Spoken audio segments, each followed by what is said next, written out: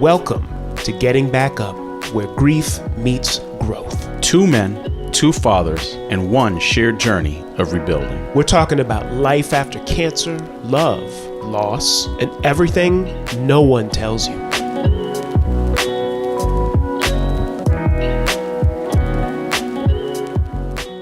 I'm David McLean. I'm Jamal Jones. And we welcome you to Getting Back Up, Finding Life After Death podcast. This is going to be a special one today, Jamal. We're continuing our conversations on the road.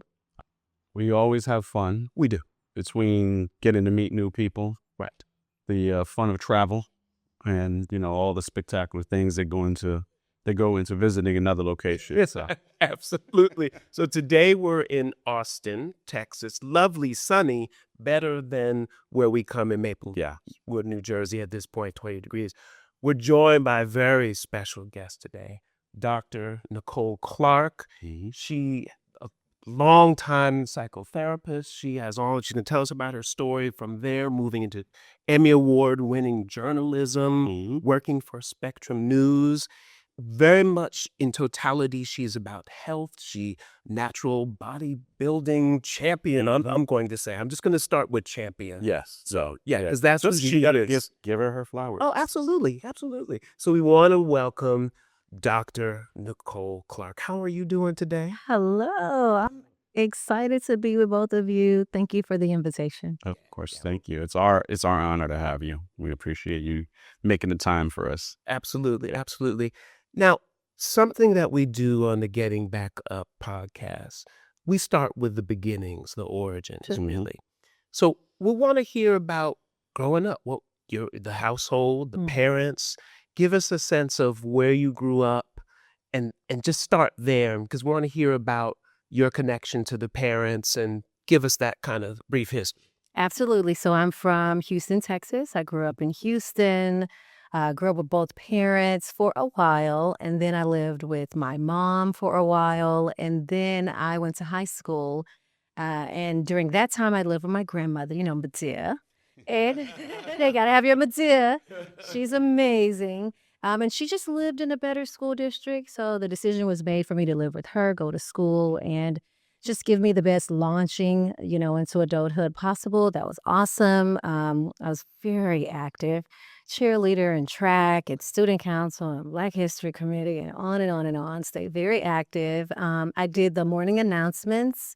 Our mascot was Cougars. So I said, hey, all you Cougs and Cougettes, okay? Those are my humble beginnings in journalism. That was really, really fun. I enjoyed it a great deal. And this is a pivotal moment. When I was a senior, I took some college courses. I took a psych class, and I got a B in it. And to know me as a young Nicole, I didn't like to get Bs. And so I went to college, and I was going to study communications. But then I said, let me take that psych class again to get an A. And in my quest to get an A, I just really dug deep into the information, got the A, but then decided I wanted to switch my major to psychology. I took another course and another, and I just really enjoyed it. I'm just fascinated by human behavior and, what makes people tick. I'm the one who is like people watching at the restaurant to see they're arguing, What are they doing over there? What's going on with them? So I've just always been fascinated by people. I just love people. I'm energized by talking with people, helping people. That's been the through line. So I got my master's, I got my Ph.D., and then I began to work as a college professor, as a psychotherapist, as a professional speaker. I worked in all the sectors, even the faith-based sector. I worked at the Potter's House with Bishop T.D. Jakes, just on and on and on. And so I took some time off after learning I was pregnant with my last child, my son. And when I was thinking about returning, I'm like, well, what do I want to do? I felt like I peaked early in psychology. And so I said, well, I remember being invited to be a subject matter expert on TV stations in Houston. And I said, maybe I'll try that. And it was like an aha moment on the plane. I was just like, yeah, that's what I'm going to do. So after my son started kindergarten, I studied at the New York Film Academy, broadcast journalism, lived in Manhattan for a while, in Brooklyn, and did all the things, and then I came back, and I was like, what did they call me? A non-traditional student. Because everybody else in the program was like maybe 20, and I was not 20. So, but that's okay, you know. After that, I came back and I attempted to get my first TV news job.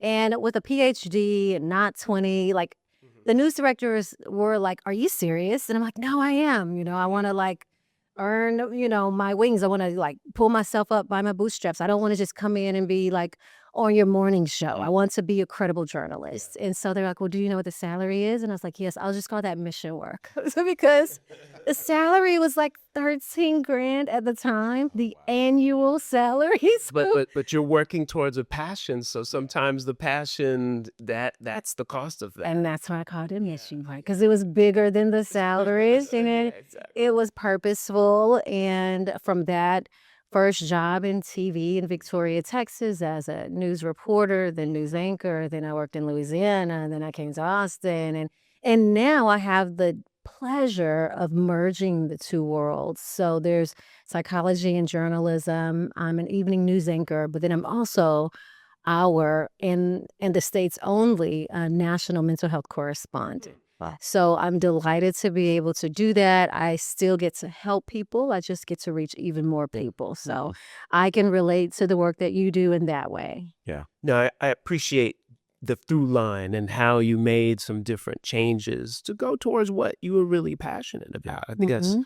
incredibly strong.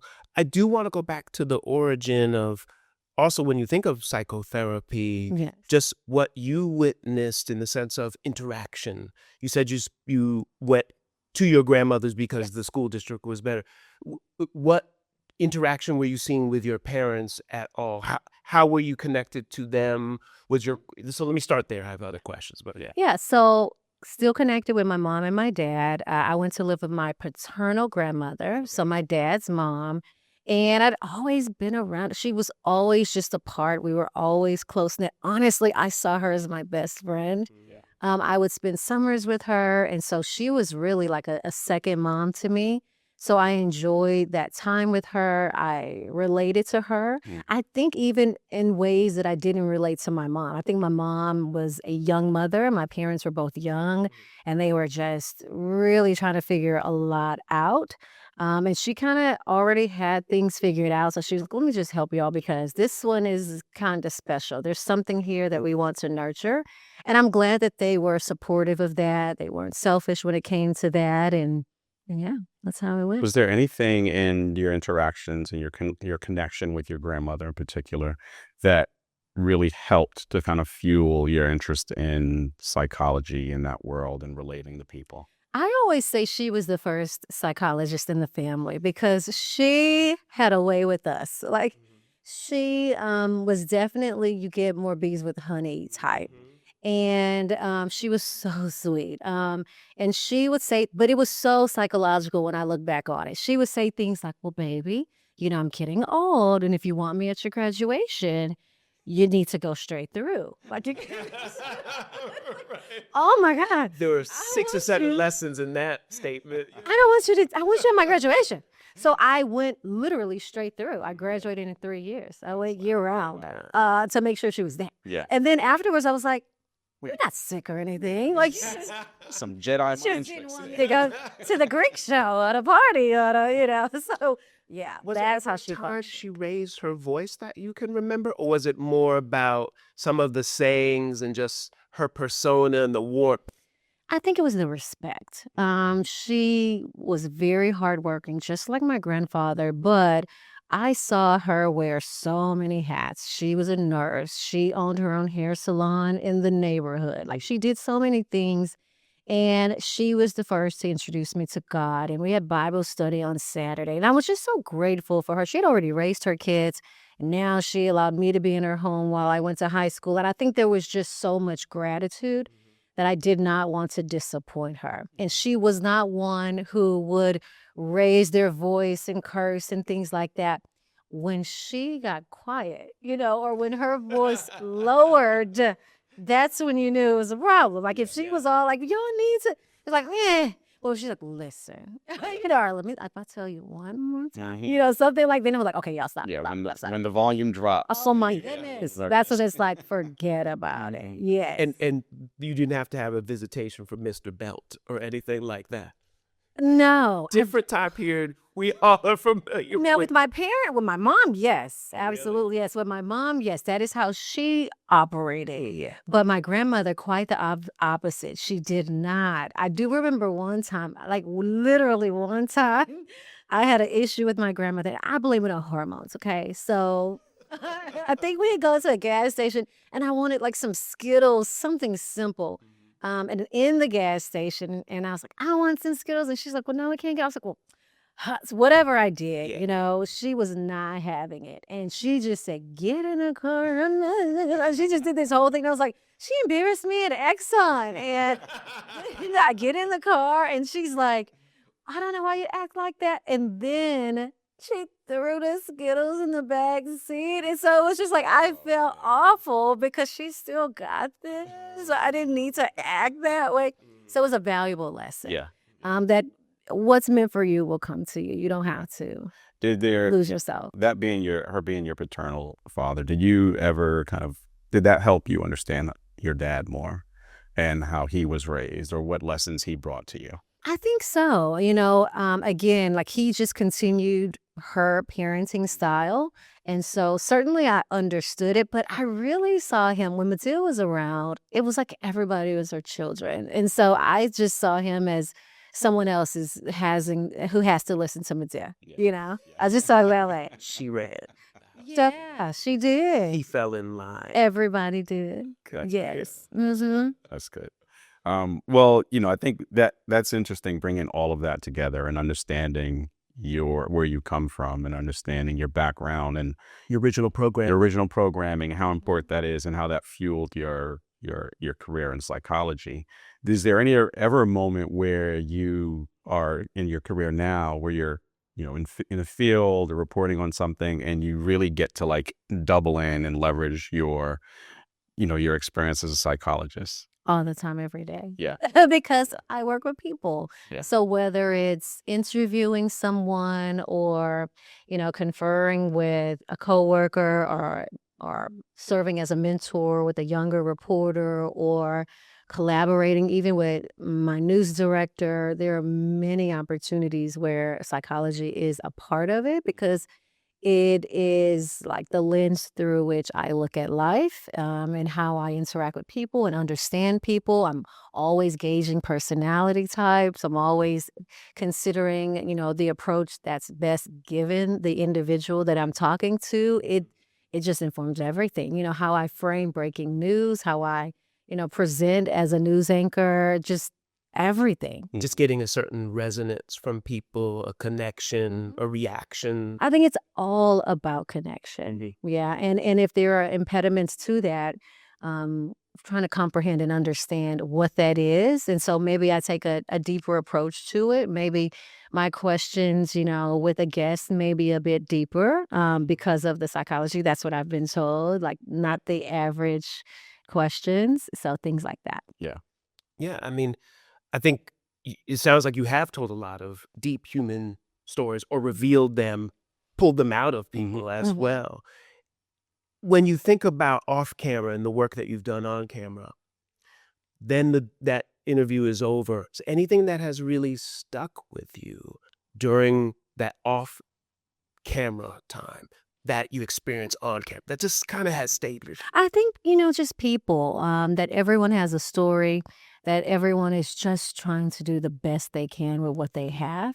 I remember I did a series in their own words, and this is with Black men. I have 4 Black men from various sectors of life, and just hearing them speak about their experience, how they perceive the world and are perceived, in this world, it just helps me to be empathic and understanding and compassionate. And sometimes, I'm speaking with someone who's lost a loved one. Maybe I'm interviewing someone who's just had a traumatic event occur, be that storm damage or, just everything. I'm just always considering people. Like we just had the ice storm here in Austin, and for some people, that is PTSD. They have storm anxiety because of the storm we had in 2021 or 23. And I'm mindful. It's almost like I can feel it, and sense it. And then I respond to it by taping a video on social media or, something that speaks to people. Mm-hmm.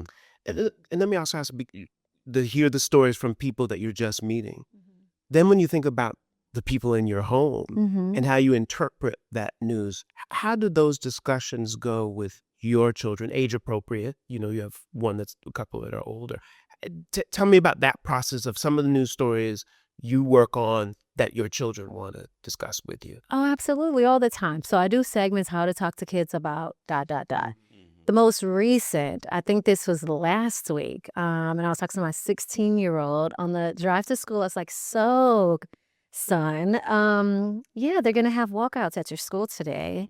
And, what do you think about that? Do you understand why they're walking out? And what do you know about ICE? And everything that I would tell parents, in terms of how to talk with their kids. So we had this conversation, and I'm like, okay, listen, I don't want you to get swept up into like groupthink. If you don't feel strongly about walking out, you don't have to. It is a choice, but it is also your right, to express yourself in that way. If you so choose, I'm going to support you. And so he's like, okay, Mom, okay. So then I get a call like an hour and a half later. I just wanted to get your advice. It's like, first off, a 16-year-old calling to get your advice, that should be Jesus. Jesus. Raising the I'll take it. So I was like, okay. He's like, so I walked out. I'm like, okay, walked out. Okay. And I've made it to HEB. The group is all the way ahead of me. Should I continue with the group to the Justice Center? I'm like, the Justice Center? Or should I come back to the school? I was like, I think you should go back to the school. He's like, nah, there's nobody at the school. Everybody's gone. And I was like, well, what are they going to do at the Justice Center? I don't know. Just gonna turn around and walk back. Like, you know what? Now it's a safety issue because you're like on the main road. Right. I'm going to come pick you up. Yes. Oh, boy. Mom to the rescues. Oh, yeah. So I pick Protect him your up. cub. Well, I'm just like, I don't want you to get ran over. I know all the headlines, things that can happen. You didn't want your children to be what? No, I didn't want him to be, I want to do the news, not be on the news. Not for that reason. So I pick him up and I said, well, okay, so what made you decide to walk out? And he's like, I just wanted to be a part of history. Okay. All right. We check that box. And he was like, I was like, well, now what? And he was like, oh, no, we're just go home and chill. I was like, yeah, it won't be chilling. So here's what we're going to do. I want a research paper. I want you to talk about student walkouts, the purpose of them, how they've happened historically, pros and cons, because you do know this is an unexcused absence. He's like, okay, you're right. Okay. And he did. So he wrote the essay for me that day. We just tried to make it a teachable moment. So. Yeah, I think, and that's the hard balance, right? Like you're trying to balance these lessons. Our daughters had the same experience. They did a walkout. And ironically, you mentioned your school growing up was the Cougars. Our girls' school was the Cougars. That's right. But it was, I remember same thing, my daughter was like, hey, just so you know, I'm thinking about walking out and I'm going to get absence. I'm like, all right, well, you got to pay the price for all of those things. But then to that same point, what does it mean and what's the purpose and why is this important? I think those are really healthy conversations. And yes, when they call you and they're like, hey, Mom, Dad, I have advice. Yeah. That's like, doesn't matter how crazy or simple the question is. You're like, thank goodness. Exactly. Stay engaged. So happy. Yeah. Like Opens that up too. more conversations. With so much of your focus, or a big part of your focus on mental health. Yes. Particularly for us as we, one of our charter, right, is to put that at the forefront of why we're doing this. We've personally seen and know men who've committed suicide because they're carrying stress that nobody knew about. As you tackle those topics and kind of bring stories like that to light, what are some of the themes that you continue to try to focus on and relay in your efforts? And tell us some of the important stories that you feel like that you've had to bring to your audience. Sure. And I think it's a great question. And I think for me, it's focusing on humanity. because I think we get locked up in gender often, in expectations of what we can and can't do, should and shouldn't do. But as beings who were born with myriad of emotions, and responses, I think giving ourselves permission to be able to express those in a safe place is something that I try to communicate with everybody. And to understand that we were only born with the knowledge of two fears, which is the fear of falling and the fear of loud noises, and that every other fear that we have about what will people think and how will they judge me and all of these expectations, we learn that along the way. That's social conditioning. And if we can learn it, we can unlearn it. And so it's just a way of freeing people from the weight of expectation. And sometimes that happens through stories that we tell. I can remember a number of father groups who, they have a strolling group out of Dallas, and, they're getting together, and it's just that sense of community. And then I can think of other stories I've done where there is a traveling, panel discussion about male-related topics. And it's what I find to be, in terms of a theme, it is somebody giving you permission to be human. No matter how it shapes up, that's really what it's all about. Creating space for you to be yourself and express yourself and go through all of the experiences of life. And I see that theme over and over and over again, or the desire for that. When, I am a Christian, and there's a scripture that says, when I kept quiet, my bones began to ache from all of my moaning and groaning. So what I know is that when we don't talk about things, when we don't express things, then it creates sickness and illness in other ways. And, and sometimes that can lead to the worst case scenario because we feel like there are no other options. And what I love about the exposure that I have as a news anchor, someone who's allowed to talk about mental health, is that I get to remind people that it is not too late, that there are options, that there are resources, that as long as you're still breathing, there's still opportunity. And that is a wonderful responsibility that I assume, whether it's through storytelling, anchoring, sharing the latest news study, whatever it is. The bottom line is the same. There is hope. And that's what it's all about.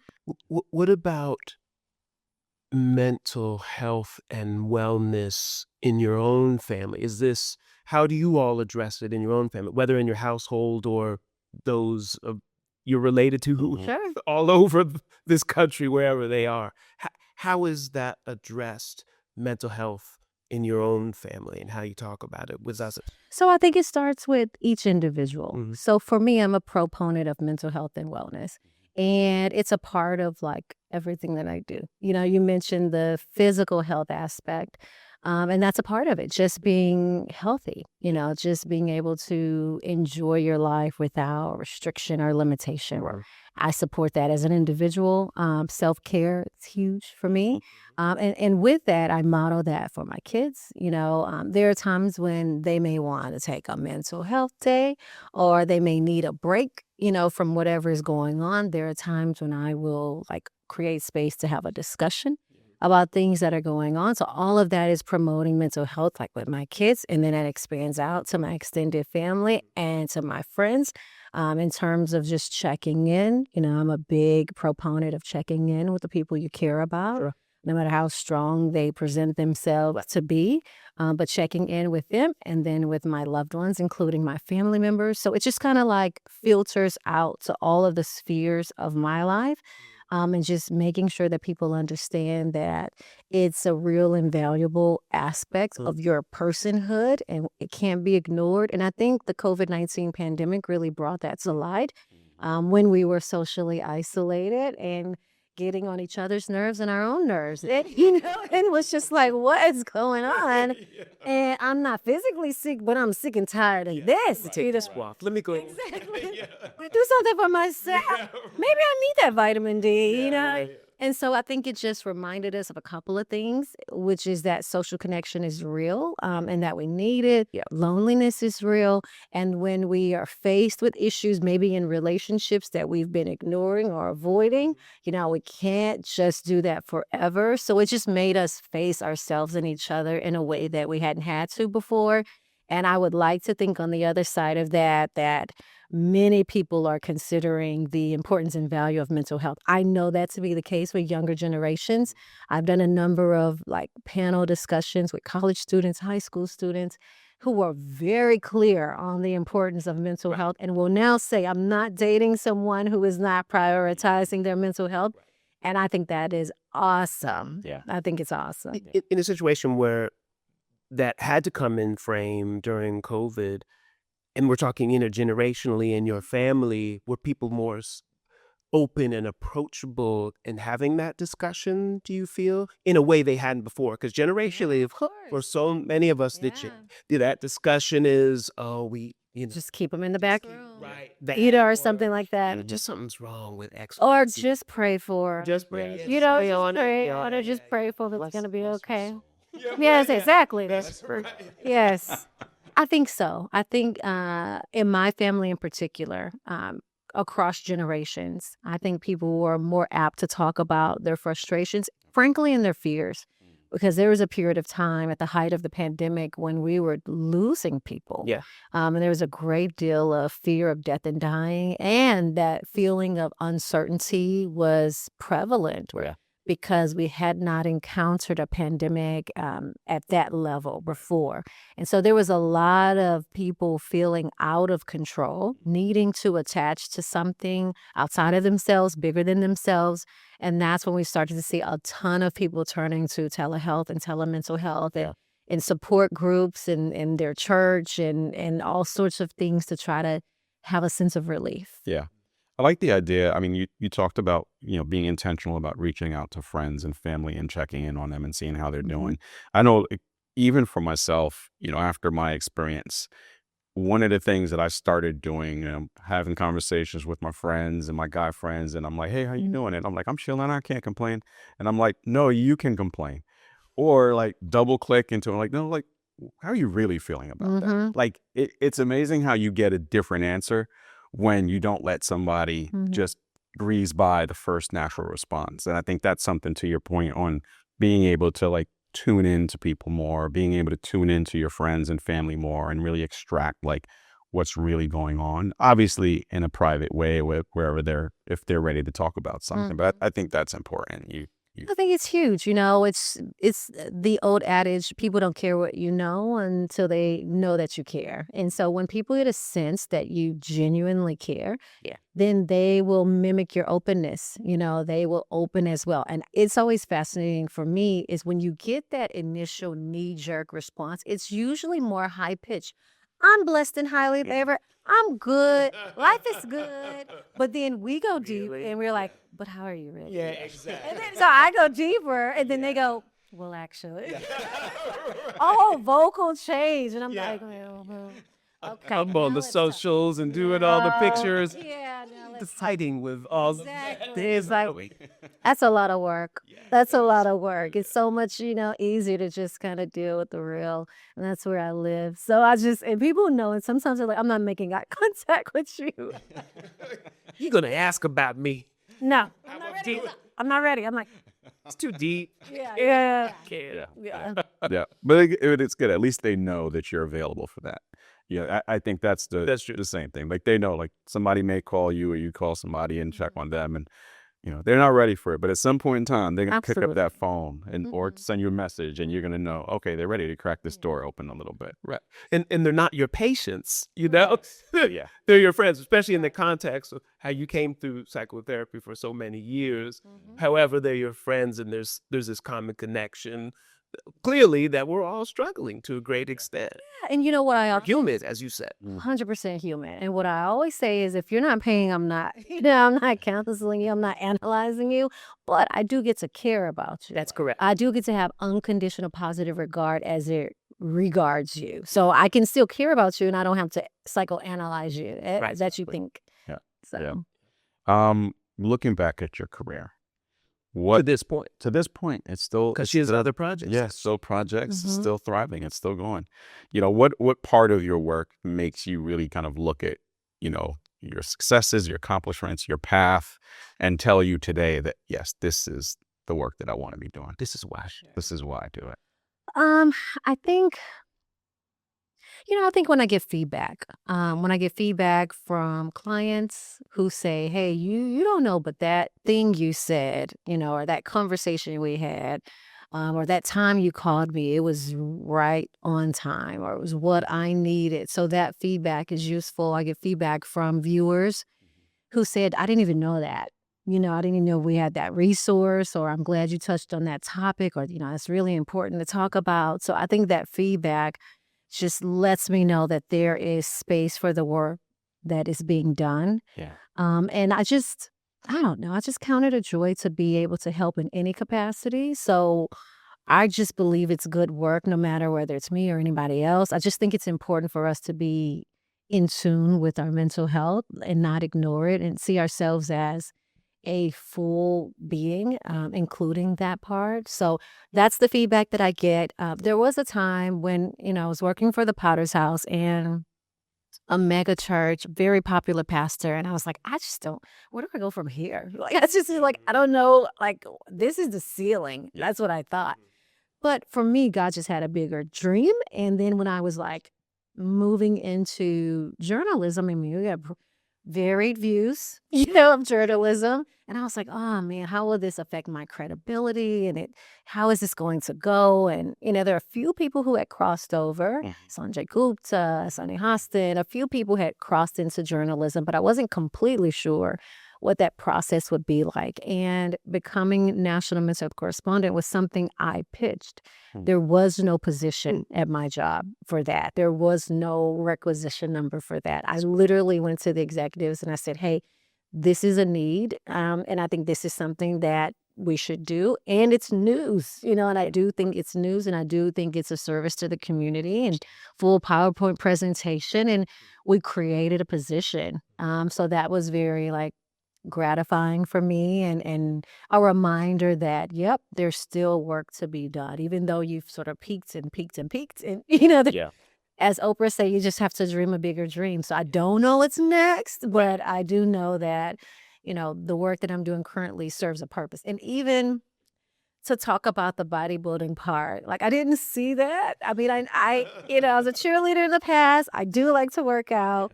But it took my trainer 3 years to convince me to actually compete. I was concerned about what if viewers, I'm like on a stage, like I just didn't know how the two worlds would merge. But it really is about health and wellness. It really is about discipline. It really is about living your best life without limitation. And I've had people come to me because I'm now representing for ladies in their 40s. And I've had people come up to me after a show and be like, my God, I'm so inspired. And, Yeah. you just remind me that things are possible. And now I want to do it. And so it's really about how can we be, beneficial for others? If there's something that I'm doing that is helping me, great. But if it helps you too, that's like a double win. I think that's a double win. Ambassador for wellness. 100%. I think that's the role. Yeah. So, yeah. I had a mentor years ago. I won't date myself, but he did tell me, the best jobs are the jobs where you write your own job description. Mhm. And I think that was something that I thought about it, which is exactly what you did. And you were able to turn, essentially two passions, right, into the role for you. And I think speaks volumes, Yeah. And there will be valleys and there will be peaks, with all that you're doing, especially in the competition phase. You did everything you can to prepare in that Right. situation, coming outside of your comfort zone so much, which is a great lesson for all of us. Yeah. And another coming out of the comfort zone for you has to do with our segment that we love so much Yes. on the Getting Back Up podcast. Yeah. So Jamal and I are big music guys. Yes. Okay. All right. Yes. And we know as you're preparing for a competition or off season for that matter, that I'm sure there's a playlist that you have, Mhm. music that is inspirational, or sometimes you just need Yeah, bass. It something- doesn't matter what it's said. That's The it. lyrics doesn't matter. Yeah. So So we want to get a sense of what's kind of in heavy rotation for you musically. What do you like to listen to? Everything, and that's the truth. Like, I just went to a candlelight concert, and it was, like, Coldplay and Imagine Dragons. Okay, so that'll tell you that. But then also, I mean, there's still Kendrick Lamar. There's still, I'm from Houston, so there's still UGK. Like, there's still so it really truly is. Yeah, it's still there. Bun B and okay, yeah, for sure. So, I mean, all of that is in there. I would say the majority of it is going to be jazz. Like, I love smooth jazz. I love R&B. When I'm in the gym, it's a lot of hip hop. But music is one of my love languages. So it just, whatever I'm doing, I'd love music to be the backdrop for it. And I'll be honest. So as of late, there are some AI artists that are just, I can't, like, oh my God. You did. I'm just like, oh, what? This is not even a real person, but this song is it. So, yeah, there are some songs that I'm listening to that I'm just blown away because it's the wave of the future. Yeah. We recently had a conversation with Russell Hornsby, Yes. actor, director, acclaimed actor at that, and good friend of ours. And he's just talking about, when we talk about that AI, Yeah. that there's some quality of shallowness or lack of soul. And I Yes. think, yes, we like the novelty of the AI and turning a certain song into a soul hit. It could be, and it is fun, but I wondered to what extent that's going to really, What are the limits? yeah, exactly, and put artists out of business to wherever. Yeah, that's the concern. That's the concern. In so many industries, as we've been talking about, so many industries, every generation, there is some technological advance that scares people, whether it was the telephone or the internet or the self-driving vehicle or now AI. It's like the thing that we're proud of in terms of advancement is also the thing that scares us. In the same fashion that, what we liked as kids, we don't want our kids to. So it's like you rewore the belt bottoms. We don't want them to wear the baggy pants. It's just like you're always going to have that antithesis, I think, across generations. Yeah, and what we did was better than what they're listening to. This isn't music. There's no debate on that. It's funny. My at the end of 2025, my Spotify account told me that my musical preference is that of a 20? That of a 71-year-old. Oh. It's the opposite because it was basically, I guess, because I listened to so much Motown, and that's my normal backdrop. Yeah. It kind of honestly will bounce between, Nas or something of that, or something of that, genre, or, Marvin Gaye, Smokey Robinson, Smokey Robinson. So it's like, who are you? What are you? So apparently I'm 71 in music years. I bet that keeps you very calm. Your heart rate is regulated. That's usually very chill. Yeah, exactly. Yeah. So, but yeah, my workouts are definitely a little bit. I can't do that to jazz or It's tough. or sound. But well, we have enjoyed this. We really appreciate you coming in. Thank you so much for your time. Come see us where we are on site in Austin. Yeah. And our conversation earlier with you. Thank you for that as well. Thank you for that. So, yeah, folks, well, Dr. Nicole Clark doing so much in this area, given all of her background and kind of non-traditional progression and evolution, really, to the media world and spreading quite a message to so many and giving them that ability to open up to what is ailing them on a physical, mental side, because it's all going to be detrimental if not talked about. She gives license for that. She models that as well. So, Dr. Nicole Clark, we really appreciate the time that you've given us today. Thank you again for joining us on Getting Back Up podcast. We had an amazing show with Dr. Clark, and we hope you continue to listen, tune in, like us, subscribe, do all the things so that we can continue to share our stories, share our messages, and help those who need the help. Yeah, absolutely. And maybe we need to get a workout list from Dr. Clark. So for those of you in the 40s and trying to figure out what does that need to now look like as far as working out and nutrition, I'm sure Dr. Clark would probably provide us with something like that. Absolutely. but we were so glad to have her, and we will just continue to support her. And you all, please let us know what you thought about this episode. Hit us on all the different socials that we have. Just reach out to us, because this community where we all are sharing things that are common, that affect us or impact our lives and our development. So we want to hear from you so we can continue that journey together. Thank you. Thank you. Thank you for joining us on Getting Back Up, Finding Life After Death. If something in today's episode spoke to you, pass it on, because somebody out there needs to hear this. For sure. We're on all the social mausoleums. So follow us on Instagram, Threads, TikTok. Mostly it will be in the form of Get Back Up Podcast. And be sure to subscribe to us on Spotify, Apple, or wherever you get your podcast. And remember, getting knocked down is part of life. But getting back up, that's how we live. We'll see y'all next time.